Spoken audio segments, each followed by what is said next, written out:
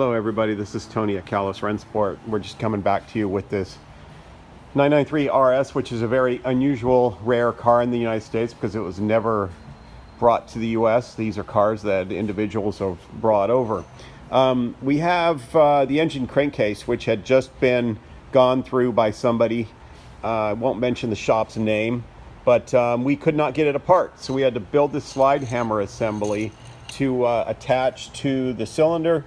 And we had to hammer lightly on this side, unfortunately, and the glue just covered the whole base into the spigot holes. And if you look, the spigot holes are just covered with glue, and that's not normal. I mean, there's glue everywhere. This has already been through the ultrasonic machine, doing everything we can to get these cylinders off. The glue has been cleaned up for the most part, but if you look, there's still tons and tons of glue left.